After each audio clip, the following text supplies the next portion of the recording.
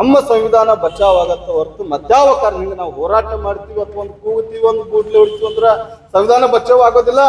Doctor ಬಾಬಾ ಸಾಹೇಬ್ ಅಂಬೇಡ್ಕರ್ ಅವ್ರ ಇವರ್ vote is your own daughter ಅಂತ ಏನ್ ಹೇಳಿದಾರಲ್ಲ, ಆ ಒಂದು ಮತಕ್ಕೆ ಎರಡು ಹರಿತವಾದ ಮುಖಗಳು ಅದಾವಂತ. ಅಂದ್ರೆ ಹಿಂಗ್ ಹೊಡೆದ್ರು ಪಾರಕತಿ, ಹಿಂಗ್ ಹೊಡೆದ್ರು ಪಾರಕತಿ ಅಂತ ಮತಕ್ಕೆ. ಸೊ ಬಿಜೆಪಿ ವಿರುದ್ಧ ಮತವನ್ನ ಹಾಕಿದಾಗ ಮಾತ್ರ ದೇಶದ ಸಂವಿಧಾನ ಉಳಿಯುತ್ತೆ. ಈ ಹೋರಾಟದ ಮೂಲಕ ಸಂವಿಧಾನ ಉಳಿಯಕ್ಕೆ ಸಾಧ್ಯನೇ ಇಲ್ಲ. ಬರ್ತಕ್ಕಂಥ ನಿರ್ಮಾಣದಲ್ಲಿ ನಾವು ನೀವೆಲ್ಲರೂ ಒಟ್ಟಾಗಿ ಶ್ರಮಿಸಿ ಬಿಜೆಪಿ ಸರ್ಕಾರ ವಿರುದ್ಧ ಮತವನ್ನು ಹಾಕಿ ಬಿಜೆಪಿಯನ್ನ ಕೇಂದ್ರ ಮತ್ತು ರಾಜ್ಯ ಸರ್ಕಾರಗಳಿಂದ ಕಿತ್ತೊಗೆದಾಗ ಮಾತ್ರ ನಮ್ಮ ಸಂವಿಧಾನ ಬಚಾವಾಗುತ್ತೆ ಅಂತ ಹೇಳ್ತಾ, ಈಗಾಗಲೇ ನಾವು ಸಾಂಕೇತಿಕವಾಗಿ ಪ್ರತಿಭಟನೆಯನ್ನ ಮಾಡಿದ್ದೀವಿ.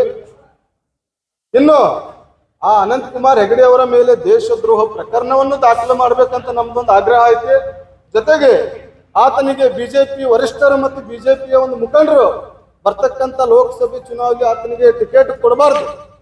ಒಂದು ವೇಳೆ ಟಿಕೆಟ್ ಕೊಟ್ಟಿದ್ದೆ ಆದ್ರೆ ತಾವು ಸಹ ಈ ದೇಶದ ಸಂವಿಧಾನ ವಿರೋಧಿ ಇದ್ದೀರಿ ಅಂತೇಳಿ ತಾವು ತಮ್ಮ ಮೇಲೆ ನಾವೊಂದು ನೇರವಾಗಿ ಆರೋಪವನ್ನು ಮಾಡ್ತಾ ನನ್ನ ಒಂದೆರಡು ಮಾತಿಗೆ ವಿರಾಮವನ್ನು ಹೇಳ್ತಾ ಈ ಪ್ರತಿಭಟನೆಯನ್ನು ಉದ್ದೇಶಿಸಿ ಮಾನ್ಯ ಯಮನಪ್ಪನ ಗುಂದಾಳ ಅವರು ಕಟ್ ಮಾಡ್ತೀವ್ರಿ ಅವ್ರ ಮತ್ತೆ